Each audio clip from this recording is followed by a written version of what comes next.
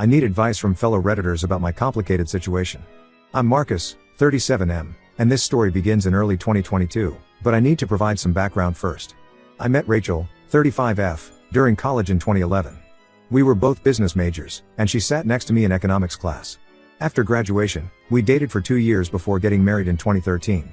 My father owned a small electronics repair shop that he started in the 1980s. He taught me everything about electronics since I was young, and I worked there throughout high school and college. When he passed away in 2015 from a heart attack, I inherited the business. It wasn't making huge profits, but it provided a comfortable living for our family. Rachel worked at a local daycare center called Sunshine Kids. She started as an assistant teacher in 2016 and seemed to love working with children. Our daughter Lily, 8F, was born in 2014, and we enrolled her in the same daycare where Rachel worked when she turned 2. Everything seemed perfect until January 2022. I started experiencing severe back pain and unexplained weight loss in late 2021. I ignored it initially, thinking it was stress from work. Rachel kept urging me to see a doctor, but I was too busy with the holiday rush at the shop. Finally, in January 2022, the pain became unbearable, and I went to the hospital. After numerous tests and a biopsy, I was diagnosed with stage 4 pancreatic cancer. The doctors gave me 6 months to live. The diagnosis hit us hard financially. My health insurance covered some expenses, but the co-pays and experimental treatments quickly drained our savings. I had to reduce my hours at the shop, and eventually stopped working altogether as the chemotherapy took its toll. We had to hire someone to manage the shop, which further reduced our income. Rachel's behavior changed drastically after my diagnosis.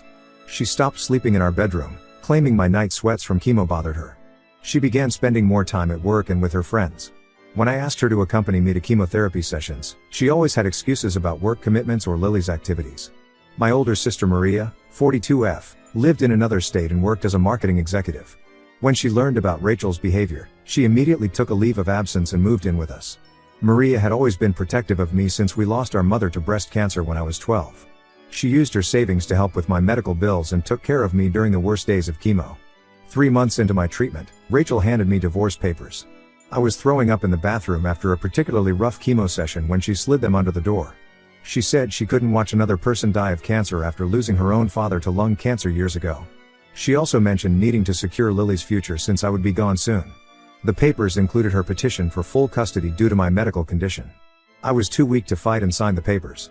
Maria was furious and called Rachel every name in the book, but I asked her to let it go. I didn't want my last months to be filled with legal battles. The divorce was finalized quickly since I didn't contest anything. A month later, Maria's friend Kelly, 39F, who also worked at Sunshine Kids, revealed that Rachel had been dating William, 45M, the daycare owner. Kelly witnessed them getting close during lunch breaks and staff meetings over the past few months. Within weeks of our divorce, Rachel and Lily moved into William's house in the expensive part of town. Then something unexpected happened. My oncologist, Dr. Chen, selected me for an experimental drug trial. The treatment was brutal, but by December 2022, my cancer was in remission. The medical team called it a miracle, as this type of pancreatic cancer usually has a very low survival rate. During my recovery, I received news that my Uncle Thomas, 68M, had passed away in Australia. Uncle Thomas moved to Australia in his 20s and built a successful chain of electronic stores. He never married or had children, and we kept in touch through video calls every month. He left his entire estate to me, including his business empire worth millions. I tried maintaining a relationship with Lily throughout this period, but Rachel made it increasingly difficult. She would cancel planned visits claiming Lily had homework or was sick. When I did manage to pick up Lily from their house, William would stand in the doorway with his arms crossed, rushing us along. Last week, Rachel appeared at my office unannounced. She looked nothing like the polished, confident woman who left me. Her hair was unstyled, she had dark circles under her eyes, and she had lost weight. She broke down crying, saying she regretted leaving me and wanted another chance for Lily's sake. I don't know how to handle this situation. My heart says to maintain distance, but I'm worried about how this affects Lily. Any advice would be appreciated. Update 1. Thank you everyone for your supportive comments and messages. The past month has been intense, and I have a lot to share. After reading your advice, I decided to fight for more time with Lily instead of considering Rachel's reconciliation attempt. I contacted several lawyers and hired Michelle, a family law specialist with experience in similar cases. During our first meeting, she pointed out that my improved health condition and financial stability made me an excellent candidate for joint custody. We filed the paperwork immediately. During the discovery phase, we uncovered several surprising details. Kelly, who still worked at Sunshine Kids, provided a detailed affidavit about Rachel and William's relationship. She had saved texts from Rachel dating back to October 2021, where Rachel complained about me working too much at the repair shop and praised William's ambitious business plans. This was 3 months before my cancer diagnosis. We also discovered that William had fired Rachel 6 months ago after a heated argument. Rachel had been pretending to go to work each morning but was actually job hunting. She hadn't told her parents or friends about losing her job. Several former employees came forward revealing that William had a pattern of dating his employees and then firing them when things went sour. The custody investigation revealed more troubling information. Lily's teacher noticed behavioral changes over the past year. My daughter went from being an outgoing, happy child to becoming withdrawn and anxious. The teacher documented incidents where Lily came to school without lunch because William said they needed to cut expenses. Kelly also shared security camera footage from the daycare showing William aggressively yelling at staff members, including Rachel. When the court-appointed guardian ad litem interviewed Lily, she revealed that William often screamed at her for small things like leaving toys on the floor or making too much noise during his important business calls. Rachel fought the custody modification initially, claiming I was trying to punish her. However, her position weakened when William refused to appear for his scheduled court interview. My lawyer discovered he had multiple complaints from parents about mismanagement of daycare funds. The judge granted me joint custody, with Lily staying at my house every alternate week. Maria helped me set up a beautiful bedroom for Lily, decorated with her favorite anime characters. We converted the home office into a playroom where she could do her homework and play video games. Rachel didn't handle the custody decision well. She started showing up at my house at random hours, sometimes at midnight, begging to talk. During one visit, she admitted that William had pressured her to leave me after my diagnosis, promising her a better life. She claimed she was scared of ending up a young widow with a child and no financial security. I recorded all these conversations following my lawyer's advice. After the 5th unannounced visit, Michelle sent Rachel a formal warning letter. Rachel's response was to start calling my sister at her workplace, trying to convince Maria to speak on her behalf. The situation remains tense, but Lily seems happier with the new arrangement. She's slowly opening up about her time at William's house, and some of her revelations are concerning. I've scheduled a meeting with my lawyer to discuss our next steps. Update 2. The situation has taken several dramatic turns in the past 2 weeks. I received a frantic call from Rachel's mother Barbara, 58F, late one night. William had kicked Rachel out after discovering text messages she sent me about wanting to reconcile. She's now living in her old bedroom at her parents' house. Some context about Rachel's parents, Barbara and Richard, 60M, never approved of our marriage. They wanted Rachel to marry into money and often compared me to her wealthy cousin's husbands. When I started the electronics repair shop after my father's death, Richard called it a dead-end job at our Christmas dinner. After my cancer diagnosis, they supported Rachel's decision to leave me, saying she needed someone more financially stable for Lily's future. Now they're singing a different tune. Barbara called me multiple times, explaining how Rachel was young and confused when she left me. Richard even stopped by my shop, awkwardly attempting to discuss water under the bridge and asking about potential job openings in my expanding business.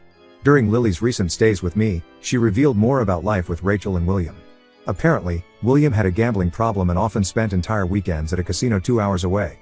He would return angry and take it out on Rachel, throwing things and screaming about money. Lily said she would hide in her room with headphones on during these episodes. William's financial problems were worse than anyone knew. He had mortgaged the daycare building to cover gambling debts. When parents started withdrawing their kids due to staff turnover and neglect, he pressured Rachel to approach me for investment money. This explained her sudden appearance at my office and talk about reconciliation. I've been attending a cancer survivors support group to help process everything that happened. That's where I met Rebecca, 36F, a breast cancer survivor who runs a non-profit helping cancer patients with daily tasks like grocery shopping and house cleaning.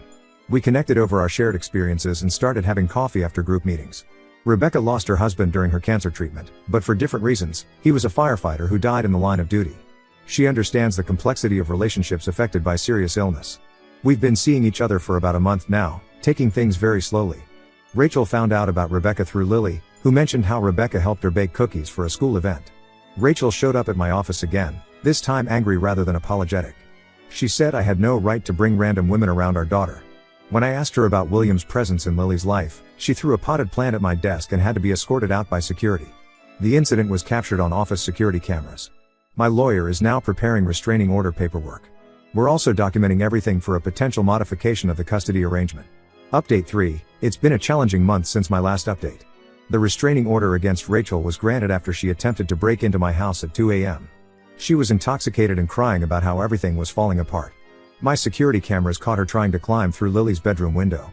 Thankfully, Lily was staying at my sister's house that night because Maria wanted to take her shopping the next morning. The police arrived quickly and found empty wine bottles in Rachel's car. They also discovered printed copies of my business financial records and bank statements in her trunk. After questioning, Rachel admitted that William had asked her to gather information about my assets for a potential lawsuit. He planned to claim that my inheritance technically belonged to Lily since it came from her great-uncle. This incident prompted a thorough investigation into William's activities. His daycare's financial records showed years of mismanagement and potential fraud. Several parents had paid for annual memberships just weeks before he announced the daycare's closure. The police are now investigating whether he knew the business was failing when he accepted these payments. When the daycare shut down, many disturbing stories emerged. Former employees came forward with allegations of bounced paychecks and unsafe conditions for children. One teacher revealed that William often used the daycare's funds to cover his gambling losses, leaving them without basic supplies like diapers and snacks. Rachel's parents finally showed their true colors again. After the break-in incident, they blamed me for flaunting my new relationship and driving Rachel to desperation. Barbara even contacted local newspapers trying to plant stories about how I abandoned my family during my illness. Fortunately, the journalists reached out to me for comment, and my lawyer provided them with court documents showing the true timeline of events. The custody situation has changed significantly. Following the break-in attempt and the revelations about William's planned lawsuit, my lawyer filed for emergency custody modification.